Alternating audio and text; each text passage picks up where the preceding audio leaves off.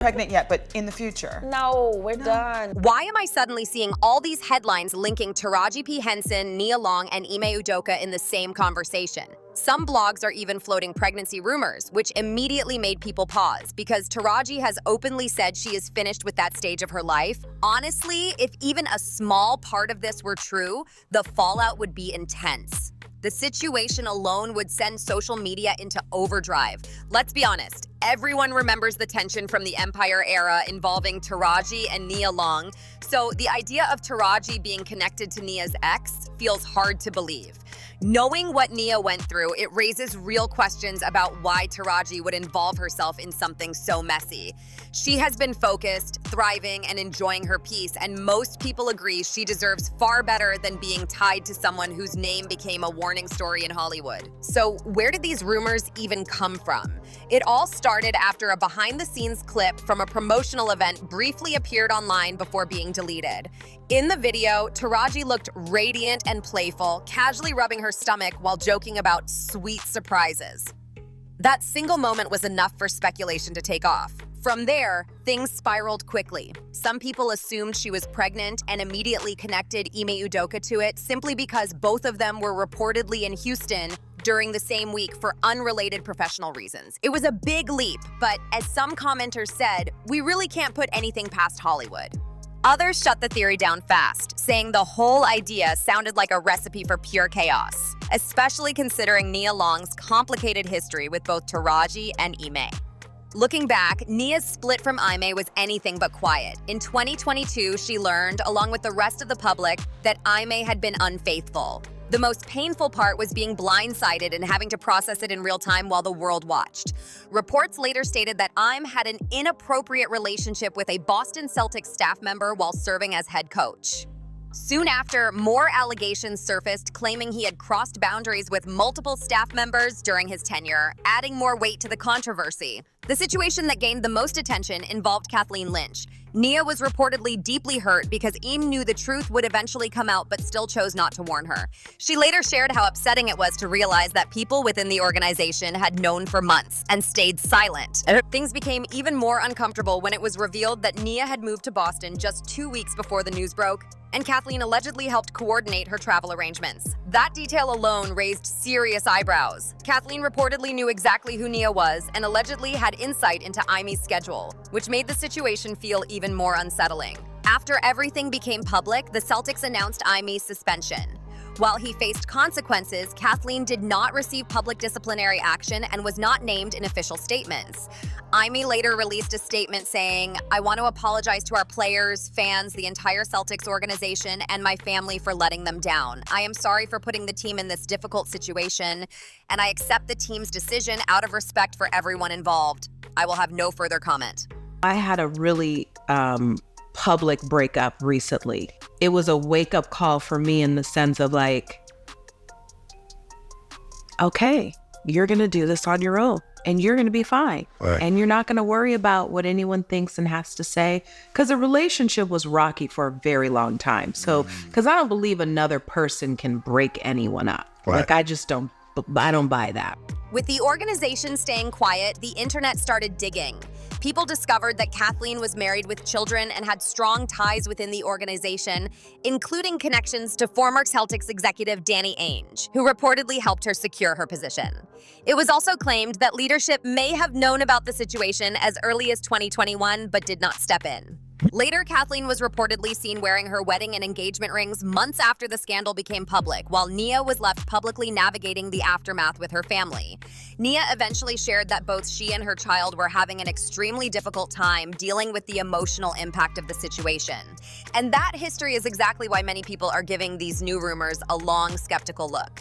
Nia later spoke out and said the Celtics made a conscious decision to turn her family's private pain into public business, and she struggled to understand why it couldn't have been handled internally. She admitted she understands the reason but chose not to explain it publicly, saying maybe one day she would.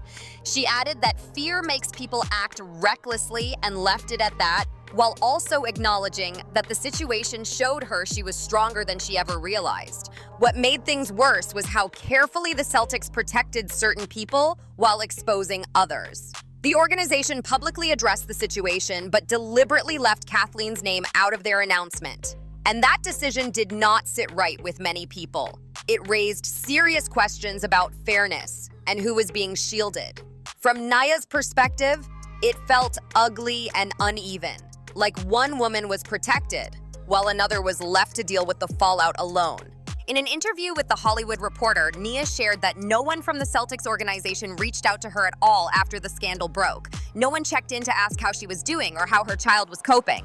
She said that if the organization claimed to care about protecting women, their actions did not reflect that. According to her, no one called to see if she or her child were okay, and that silence spoke volumes. She explained that the most heartbreaking part was seeing her child's face when the Celtics decided to make what should have remained a very private family matter public. That moment stayed with her.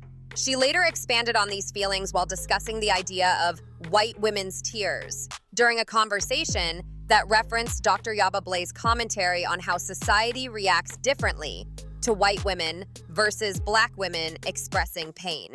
Nia pointed out that when white women cry, the world often pauses to understand and protect them. When black women cry, even openly and visibly, the response is often indifference. That contrast, she said, felt painfully familiar in her own situation and shaped how she processed the entire ordeal. Given everything Nia endured with Ime, it becomes clearer why people are questioning the idea that Taraji would ever involve herself with him.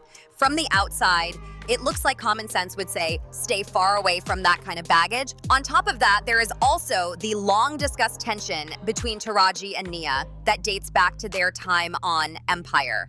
Nia joined the show in season 3 in a recurring role as Luscious Lyon's former partner, just as his character was moving back toward Cookie, played by Taraji. White tears.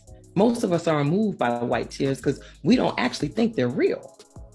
It's a performance. It's a switch that you turn on because you know that we have been socialized to see you as more human and of more value. So whatever it is you think and whatever it is you feel, we are supposed to respond to it. Y'all don't respond to black women crying the same way. Nobody does. However, Nia's character exited the show much sooner than expected. According to multiple sources, her departure had less to do with the storyline and more to do with issues behind the scenes.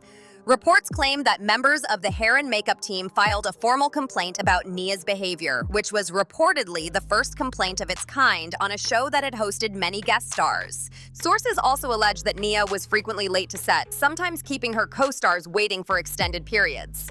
When she didn't arrive on time, producers would reportedly use a stand-in so Taraji and Terrence Howard could rehearse their scenes.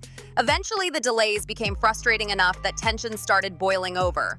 One incident reportedly escalated when someone on set commented about Nia being late using a stereotype about black people time. Nia was said to be visibly upset, and the situation intensified until Taraji stepped in and made a remark questioning why Nia was so angry. That moment reportedly made the atmosphere even worse. After that, sources said the relationship between Taraji and Nia never fully recovered. At its core, the conflict was described as a power struggle, with both actresses wanting to be the focal point.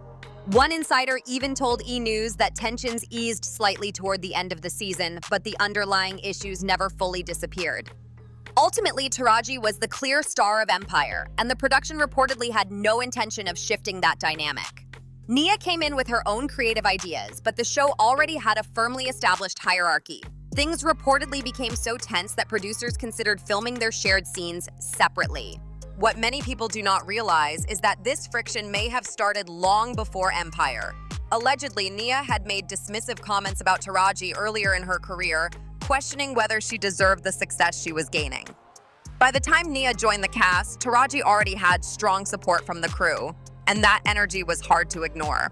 As a result, Nia's exit from the show lacked the usual farewell moment. Typically, guest actors are acknowledged on their final day, with the assistant director calling out their name so the cast and crew can applaud and say thank you.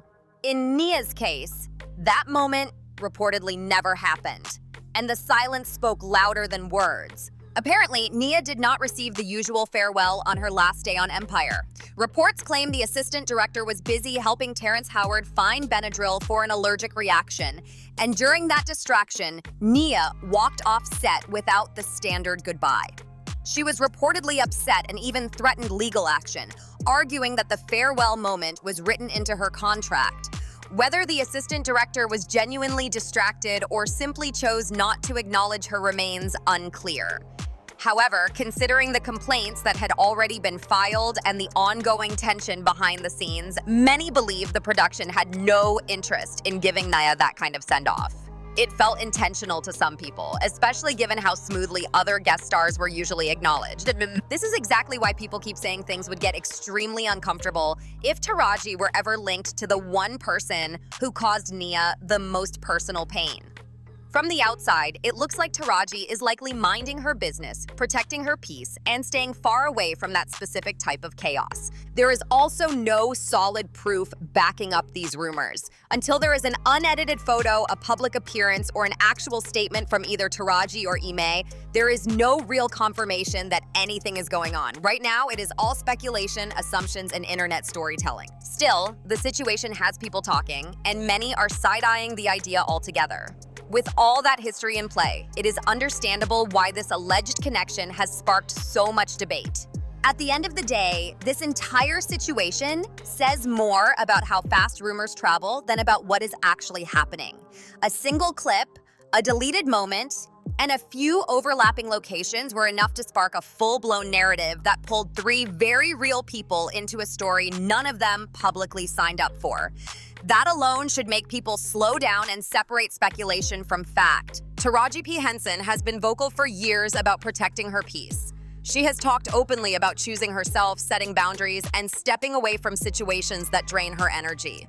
That context matters. It makes the idea of her willingly stepping into a situation tied to this much history feel unlikely, especially when the fallout would not just affect her, but reopen wounds for others as well.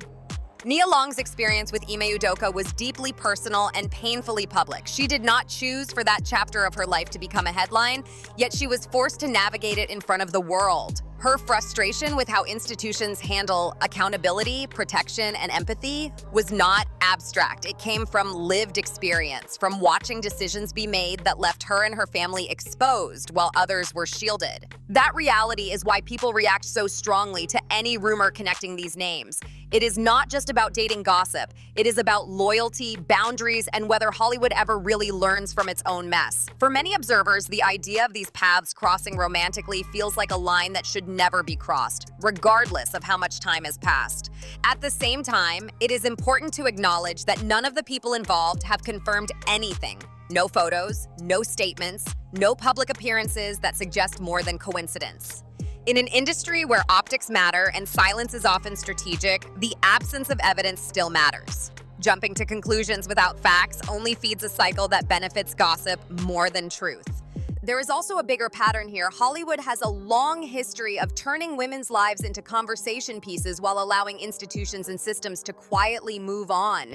The scrutiny often lands hardest on the women involved, while the men at the center of controversy are eventually repositioned, rebranded, or reintroduced without the same level of public dissection. That imbalance is part of why this conversation feels charged. It is not just about who might be dating who, it is about who pays the price when narratives spin out of control, and who is expected to stay silent, graceful, and composed while doing so. For now, the smartest take is to acknowledge the history, respect the people involved, and recognize speculation for what it is.